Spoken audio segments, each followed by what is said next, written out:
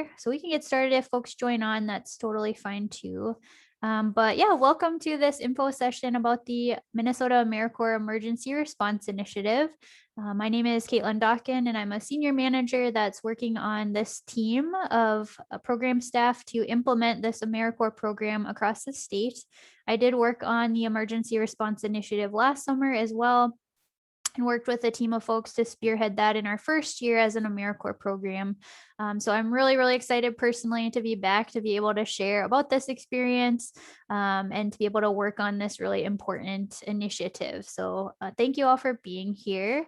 For our time today, just a quick kind of agenda here. Probably won't take a full hour or anything like that. But we are going to go over what AmeriCorps is really briefly, what the Emergency Response Initiative is, what our positions entail. And then at the end of the session, we have a really great group of panelists who are actually alumni from the Emergency Response Initiative this past year who served as AmeriCorps members around the state of Minnesota. Those folks are going to be able to answer a couple of questions and just share more about their experience. So we're really lucky to have them today. We have Emma, Dawn, and Vanessa who are again able to share their experience later today. So that's kind of what we've got. We'll have time at the end for questions, of course, but if you do have a question throughout this presentation, we're not super formal. Feel free to drop it in the chat, drop that question in the chat. We've got some staff on the call that can help answer those as we go along the info session today. All right. So just a little bit about AmeriCorps. This is an AmeriCorps position. We have AmeriCorps positions actually in every state across the country. It is a national service program. You'll sometimes hear it called the Domestic Peace Corps. So it has somewhat of a similar background and mission statement. We're basically wanting to mobilize American folks to get out there in the communities and make a difference. That's what it's all about. There are AmeriCorps programs that really focus on a lot of different areas that are super important across the country. This one specifically, which we'll talk about, is directly impacting the COVID-19 pandemic that we've all been experiencing this past year. But there are AmeriCorps programs that really work on lots of different issues in our communities, from education to disaster relief and even more. We have quite a few positions here in Minnesota, a lot of different AmeriCorps programs, so just something to know about. And there are actually about 270,000 current AmeriCorps members serving across the country. Minnesota has one of the, I think some of the most AmeriCorps programs too. We have a really service-minded state and community, so that's really cool. And then there are actually over 1 million folks who have been alumni with AmeriCorps. I didn't share before, but I actually served 3 years as well with the City of Lakes AmeriCorps in Minneapolis, and then a year with Minnesota Reading Corps. So really important program. I am an alumni myself. And then it's really crazy to think about just the fact that we have had 1.6 billion community service hours served throughout the kind of timeline of AmeriCorps over 20 years now. So really has done a lot of great things for Minnesota, and we're happy to be a part of it. And why you're all here, though, is to actually hear more about the Emergency Response Initiative. This is a unique program that was created just last year. And like I said, it directly was created to mobilize individuals to make a difference in the community for nonprofits, community organizations, and community members that have directly been affected by the COVID-19 pandemic. So it happened really fast and furiously last summer. We really wanted to just create a program that was really going to put people that want to make a difference and have that ability to make a difference into the Minnesota community. And I can just say, I mean, you'll hear more about our alumni's experience a little bit later, but as somebody who was with the program from the beginning and am back now for another year, it was just such an amazing program to be involved in. Really, we were able to take this huge issue within our communities and respond to it immediately. And the AmeriCorps members that were out there in the field last year just made a huge difference. We had about 200 folks out there serving, and serving anywhere from, working with kids in school-based programs to working at food shelves or working with folks that were experiencing homelessness. So again, just thinking about the huge impact of the pandemic on our society and on Minnesota, it's really amazing the work that individuals were able to do. So I'm excited that we'll get to hear more about their experience with our panelists later. But this year, we are a year into this pandemic. There is still, as we all know, we've all been affected by it, I'm sure, in a lot of different ways. But there's still a lot of work that needs to be done in our communities. There's still a lot of difference that you all can make if you join our program for this summer. So we are coming back again for another year. Our mission is the same. We are trying to lessen the impact of the COVID-19 pandemic on our communities.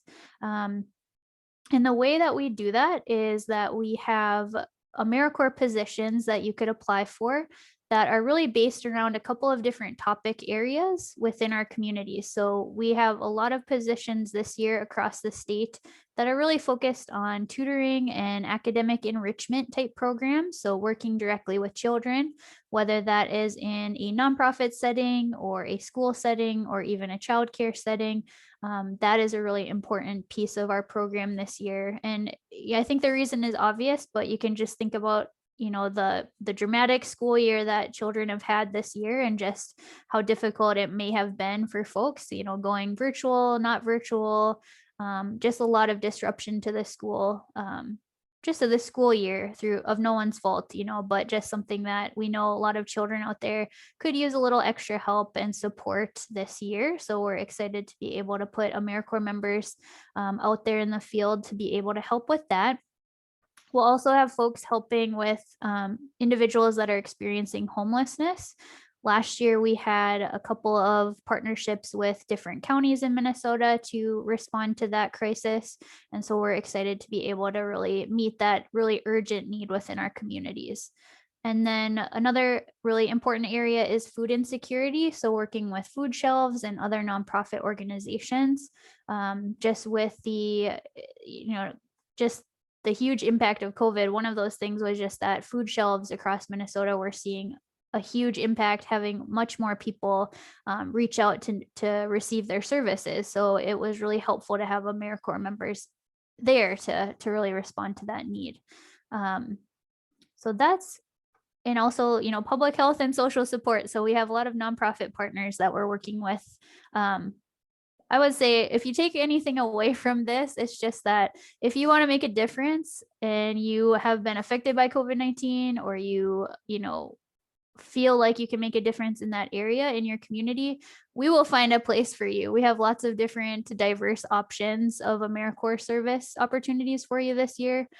So just know those are kind of our topic areas right now, but we have lots of positions that I'm sure we could find a good fit for you. We are currently finalizing our site selection. So that means we have asked nonprofits, educational institutions to apply to be a part of this program. We anticipate that we'll have a mix of urban, suburban, and rural communities that we're working with this year. And then just some logistical information and perks. So if you do want to join this AmeriCorps program, it is a 10-week program. So it's fast and furious, I like to say, but it's a really good commitment if you're a student or just somebody, like I said, who wants to give back and make a difference, but maybe you don't have a full year that you can give to the AmeriCorps program. This is a really great option because it is only 10 weeks and it runs from June 7th to August 14th. So if you were to serve with us as an AmeriCorps member, you would be committing to, again, serving with us June 7th through August 14th. We are asking that you serve 35 hours per week in that time frame, and that would total about 300 service hours in total. And Monday through Friday is the standard. There, again, we have lots of different diverse positions available. So always reach out to us if you have questions, but lots of different schedule options available. And as far as perks for this program, you are paid a stipend. So you would receive about $750 every 2 weeks, which comes out to be about $3,750 for the summer for that 10-week program. Another really awesome perk that you all should know about is that you would also receive an education award at the end of your term of service. So at the end of August, you'd be eligible for $1,311 that can specifically go for a lot of different educational expenses, but most commonly, to pay for tuition, or if you have student loans, if you have future student loans, you can use that money. So that's a really nice bonus of the program as well. And then we do offer health insurance coverage as well as childcare.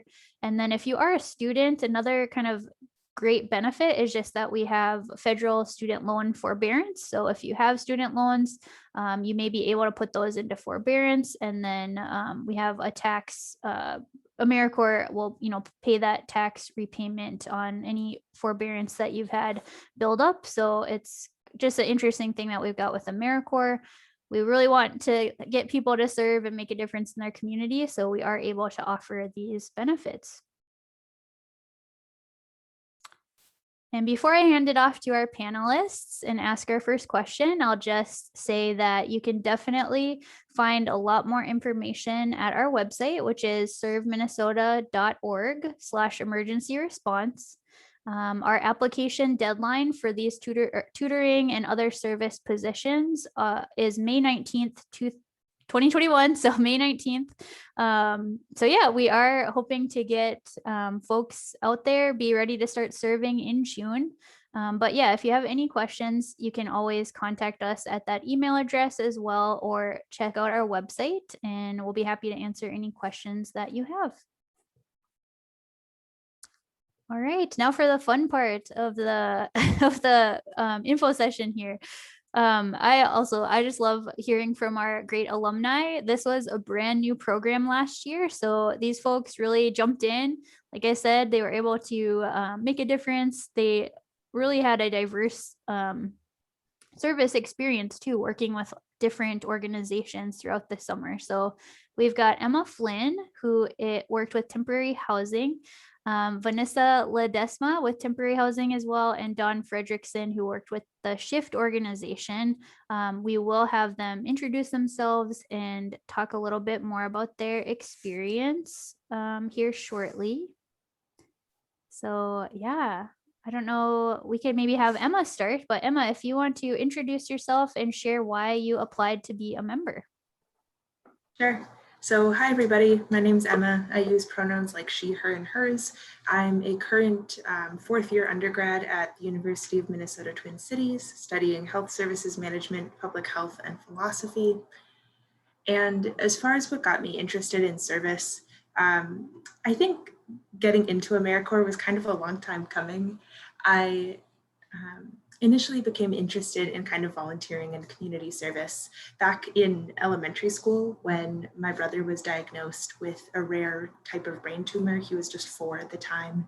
And, he was successfully treated. He is currently cancer-free. But during that experience, I really got to see the importance that little acts of kindness can have. I remember neighbors bringing meals over. I remember teachers, stopping me after class and making sure that I was doing okay, things like that. So those little actions can really be everything for somebody. And so when this opportunity to serve with ERI came up, it sort of felt like a no-brainer. I felt very lucky that the opportunity kind of came across my plate. And that was something I heard about from an advisor through my school. Like Caitlin mentioned, brand new program, didn't really know what to expect, but very, very glad that I decided to jump in. Awesome. Thank you, Emma. Dawn, do you want to also introduce yourself and share why you applied to be a member? Sure, thank you. Hello, everyone. My name is Don Fredrickson. I live in St. Anthony, and I'm essentially retired. I do some work helping older adults with their technology needs. I do a lot of training for older adults. I watched a presentation about the ERI program probably last April, and it really struck me that this was an opportunity to do some good, in that the pandemic wasn't really, being a retired guy, all right, the pandemic wasn't really impacting me directly, But as I looked at the list of organizations, particularly the list of nonprofits, I knew very directly that many of these nonprofits that really counted on face-to-face programs were really being impacted. So anyway, I was assigned to help an organization called Shift. I have pretty deep technology skills. And the mission that they had was to pivot all of their programs in order to be able to work, via Zoom, be able to work virtually with all of their programs. And so I spent my 10 weeks helping them in that pivot. And I had a fabulous experience, and really appreciated not only the opportunity to do some good, but to get to know that organization and the people that they serve. Thank you. And yeah, our last panelist, Vanessa, do you want to also answer the question? Yeah. Hi, everyone. My name is Vanessa Ledesma. I'm actually originally from San Diego, California, and I went to school at Gettysburg College. I also use pronouns she, her, hers. And my experience with AmeriCorps kind of came out of, I was a Peace Corps volunteer in Cameroon up until the mass evacuation last March. And I was only 6 months into my service. So I definitely felt this sense of unfinishedness. And I was just really looking for opportunities to get back and kind of help out during this time where everyone is being heavily affected. And so I saw an advertisement for it in a Facebook group I was in. And then I was like, all right, I guess I'm going to apply. I got in, I bought a car the next day, and then I drove across the country to Minnesota. And yeah, it was an incredible experience. I think it came in the time when I needed it too, to kind of have this sense of purpose when my life was put on pause. And it was also like the perfect amount of time too, because I also got into grad school. So I'm actually in Denver now. So definitely been moving around a lot. So yeah, definitely a learning, a growing experience, a lot of fun. Yeah, and I'm sure we'll talk more about it as we go through this. Awesome. Thank you. So the next question, and we could just start with Emma again. What did you do as an ERI member last year? Yeah, so like it said on the last slide, I was working with folks who were experiencing homelessness in affiliated with Hennepin County. So they actually took over a couple of hotels in Bloomington, and we had residents moving into those spaces. And a lot of the support was kind of the daily basic needs sort of things. So delivering meals every day, providing, we had a bunch of clothing donations, so making those available to folks as they needed them, both casual and professional clothing. We had a number of people who were, in the process of trying to find work, and so helping them with that process. And then a big piece as we got kind of further through the summer was realizing that the obstacles in the way for a lot of folks to finding permanent housing was not having kind of proper documentation, birth certificates, state IDs, those kinds of things. So helping them try to navigate all of the bureaucracy that is trying to get those forms and that information. Also helping with kind of medication management, mail services, things like that. So a lot of those just basic things that have to be in place in order for somebody to feel really stable and meet their goals, whatever those goals were. Great. And Dawn, yeah, feel free to also share more about what you did last summer. So the organization was Shift, and they were pivoting their programs to be online. In my work, I'd like to, one of the highlights to me was, all the stuff I learned, all the skills that I developed. I had hardly used Zoom ahead of last summer. And I came out of the back end of this experience, I think, with really some significant expertise in using Zoom, not only just attending meetings, but scheduling and hosting and registrations and all of that. Another item, the organization really put a lot of focus on their email programs, right? And they happen to use Constant Contact. So once again, from a those of you who are thinking about this, there are some really nice opportunities to develop some skills. I became quite expert in using Constant Contact for sending emails and creating surveys. Another area was in using Google tools. This nonprofit really had embraced the Google tool set. So creating, Google Forms for doing surveys and more. So, that to me was, I helped the organization in all of these areas, but it was also, I felt that I was not only serving their community, but I learned a lot during that whole process. Thank you. Yeah, and Vanessa, what did you do as an ERI member last summer? Yeah, so I actually worked in the same program as Emma. I just worked on like the other side of the hotel, so it was like a bit smaller. So yeah, definitely a lot of the same stuff. But I will add that every day looked different. I think when you're working with a vulnerable population, you're gonna find that you're gonna have to wear many hats and do what you can to support. So whether that's looking up phone numbers, helping someone book, an appointment, picking up their medication if you're a site runner, or it could literally just be they just need someone to listen to them. So you learn a lot about people and you learn about the structures and the barriers in place and just people's life stories. So you get a lot out of it. Like there are some slower days. And then there are some days where you are running down the halls, trying to get everybody, things that they need. Biggest thing though, every day, you give out meals and that was always fun, check on residents and make sure everyone's doing okay. But yeah, every day was different. So very exciting. Awesome. Thank you. So our last question, and then like Andrew put in the chat there, if anybody else has a question for our panelists, like please chat them and we can always ask you guys more questions off the cuff. But what was your favorite part about the experience? And we can just start with Emma again. Sure. So kind of like I talked about in my introduction, I loved getting to see every day the difference that little acts of, I don't even know if kindness is the right words, but just kind of common courtesy to the folks at the hotel. And you really got to know everybody because you were there in such an intimate kind of way. I'll share one kind of specific story.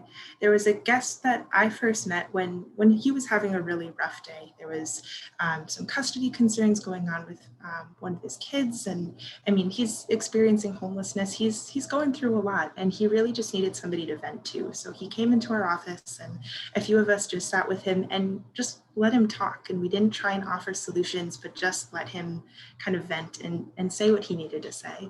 And then a few days later, he came into the office and he needed some business clothes because he had an interview coming up. And we were able to get him those clothes. He was very appreciative. Then about a week or two later, he came back into the office and he actually had a donation of clothes that he wanted to give to somebody else who needed those for a future job interview because he had found a job. And as the summer went on, he ended up getting accepted into an online college program. He started a podcast with a friend of his.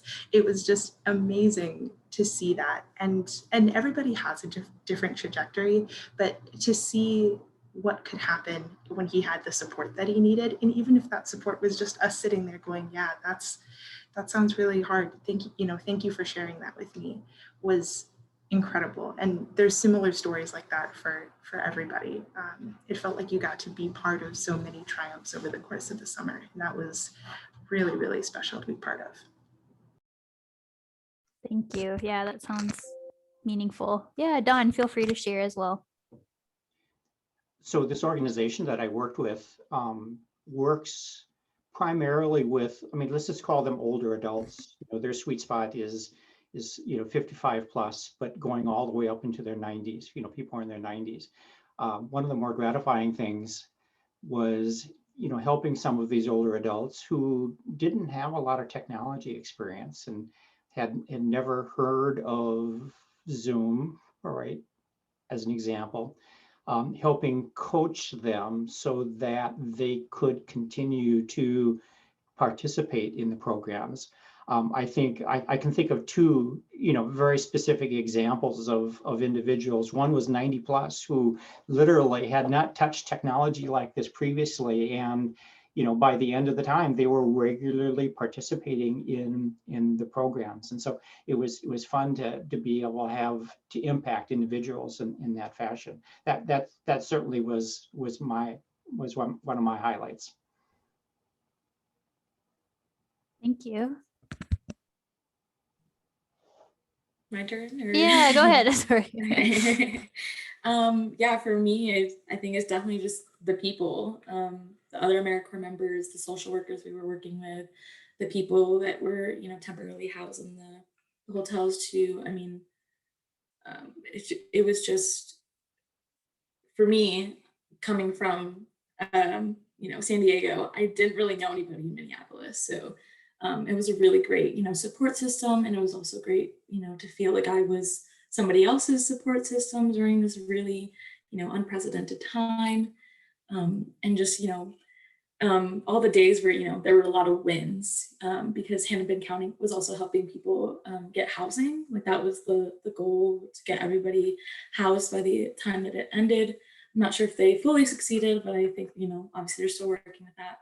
But, people would, come downstairs into the office and just say like, I got a house, like I'm moving in a week. And it's, kind of sad because, you get used to seeing people's faces, and then, but also you're just like happy for them that they get to, move on with their lives and, hopefully, get the services that they need and all of that. And just being a part of that, being part of something bigger. Well, thank you, all three of you, for sharing your experiences. That was my last formal question for you all.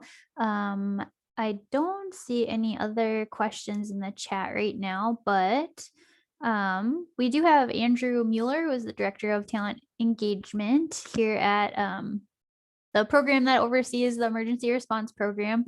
And we actually have some new opportunities this summer too. So I feel like we've got a really good sense. Thank you again from our panelists of some of our work with the nonprofit organization partners that we have and will continue to have into this next summer. But we're also expanding to serve a lot of like school districts, like I said, and educational nonprofits, community ed departments. So working directly with children. So yeah, Andrew, if you're able to share just a little bit more about some of the new opportunities that we have this summer. Absolutely. Thanks, Caitlin, and thanks to our panelists and alumni for really representing that experience from last year. So again, I'm Andrew and I'm the Director of Recruitment, so overseeing all of our the application process. I've been frantically answering some of your really good questions about that application process already just now in the chat. And also do want to highlight, as we all know, our schools of all the different organizations and parts of our community this past year, our schools and students in Minnesota have been particularly impacted by COVID-19 and the pandemic and school closures and reopenings and hybrid learning and closures again. And so we really are seeing, and our educators and school staff are really, noticing that our students need a lot of support this summer. And really there's an opportunity for us to really support our schools in the ways that they might need support this summer, unique from last summer. So we're especially expanding our emergency response reach this year to really support schools specifically. So we have a lot of schools that have already signed up throughout the state that are specifically looking for their members to focus on academic enrichment, kind of social emotional learning throughout the summer months. And throughout the 10-week commitment for the emergency response position. So, and the cool thing about our organization is that we also, in addition to the emergency response program, is we run the programs Minnesota Reading Corps and Math Corps, which you might also be familiar with. They're really well-known AmeriCorps tutoring programs that have kind of national recognition in kind of the quality of the program and the experience for our tutors and really being able to make an impact. I noticed that a couple of folks in the chat earlier, perhaps we even have some Reading or Math Corps former members or future members on this call as well. So We're really excited to be opening up the emergency response program this summer to really focus on schools and tutoring support and academic support. So as you consider your application, and once you go to the application form, you'll have the ability to select your interest areas, whether it's education, some of the interest areas like nonprofit or community-based organizations like we've been talking about today, and that, of course, that education interest. So definitely, if you're interested in education, as well as some of these other issue areas that we've talked about today that our alumni have spoken to, all of those opportunities are available this summer. So we're really excited about that. And it I looks did like see we've got a couple questions. Maybe Andrew, you Yeah. and I can kind of tackle those together. But one question here, somebody said they are looking for a virtual position as they don't drive. We will have some virtual positions. We had some last summer as well. Although I will say most of our positions will be in person. But again, I would say, fill out that application, talk to one of our recruiters, and we can hopefully find a good fit for you. Absolutely. And a couple of questions in the Q&A I'm seeing. One was about a couple kind of issue area questions. So someone asked about public health related positions as well as immigration related. And I would imagine there's definitely an intersection with those issue areas within the sites that have applied so far. So if that's of interest, you'll have the opportunity to put that in your application as something that you're interested in. And then there's another question about housing. And so we, as AmeriCorps members, we don't have a formal housing system where we provide housing for our AmeriCorps members. However, both during the recruitment process and once our members are hired in their community, and we really try hard to work with each of our members to help connect them to resources. And actually, I'm not sure, perhaps some of our, especially Vanessa, you moved here, I feel like last summer to do the program. Do you have any insight or advice for folks that might be thinking about housing? Yeah, so I just made sure to really be transparent with the recruiter, just being like, I'm moving out here for this. Like, can you let me know like earlier? She actually moved my interview up too, so I would know sooner. And that way I had more time to find housing. And really I just relied on like Facebook. If you're, especially if you're in an urban area or like somewhere near a school, highly recommend like going into those groups. And a lot of people are subleasing at like, pretty low prices. So that's what I did. I just subleased from a student from the University of Minnesota, and it worked out great.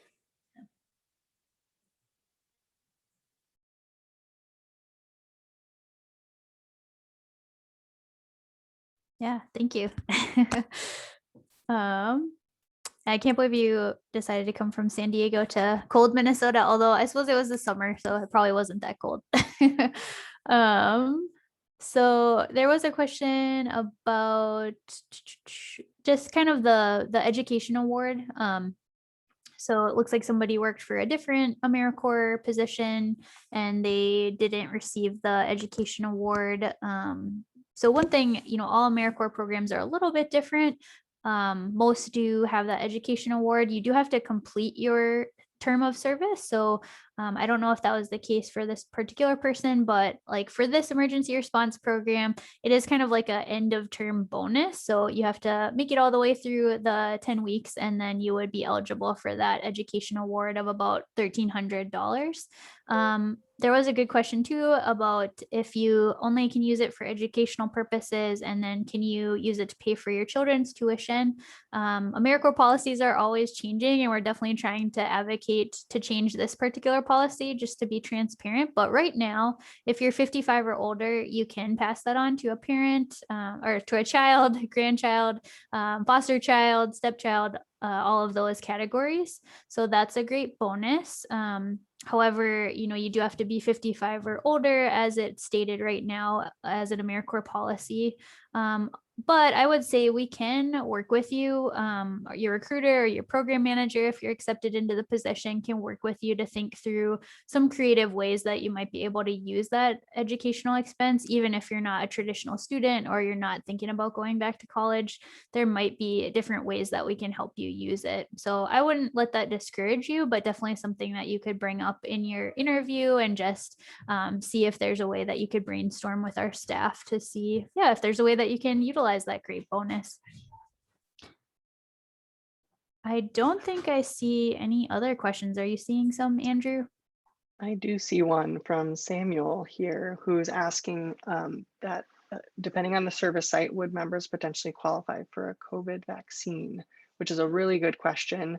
And so we have found that our tutors this year serving in schools have tended to qualify based on where the Minnesota Department of Health, kind of how they're prioritizing vaccine distribution. So our tutors serving in schools have been able to be considered school staff, and we're able to provide that, or that they're working in a school environment, right? So we're able to provide that documentation.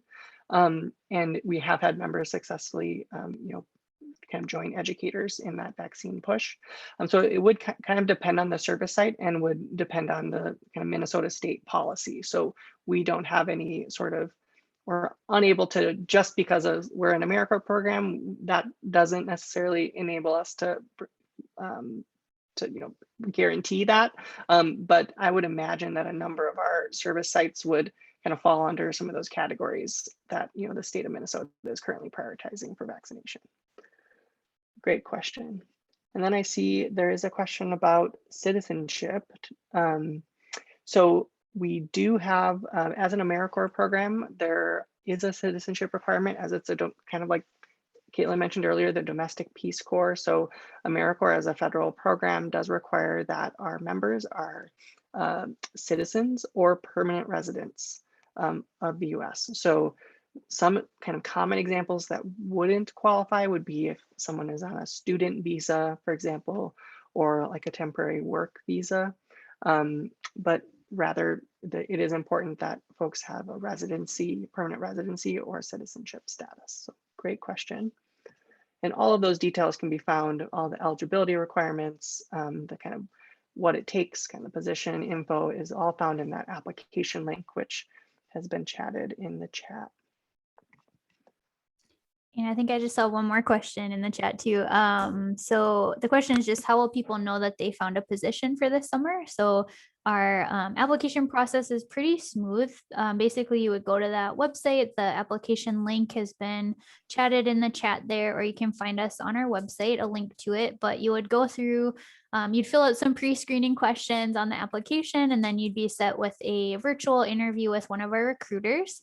So you just go through one virtual interview. You'd really talk about your experience and just talk about your interests, which we've talked about a lot today. There's so many different schools and community organizations that we'll be partnering with. So that's kind of the fun puzzle piece side of things for us, is making sure that we're finding a position that works for you and your interests. But you would do all that through the interview process with your recruiter.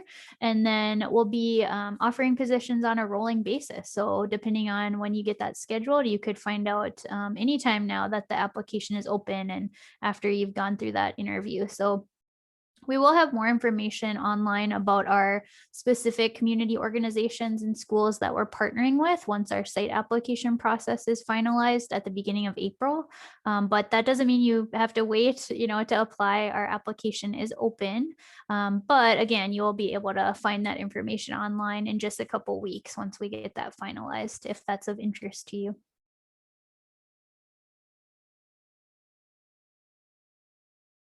Well, great. Thank you everyone for joining. We can definitely hang on for just a couple minutes if anybody has any lingering questions, but otherwise definitely give us a thought this summer if it's something you're interested in. I really truly believe, from my experience serving in AmeriCorps, working with this program last year, that this program has really made a difference in so many different aspects of our state. And yeah, whether it is working with folks experiencing homelessness or food insecurity, or senior citizens being impacted by the vaccine or by the COVID-19 pandemic, yeah, it's really a great program. I'm really excited to work with it. I really hope that we see some of your applications come in, and we're always available if you have further questions. So thank you all for joining today. And thanks again to our panelists. All right. Well, thank you, everybody. We can, yeah.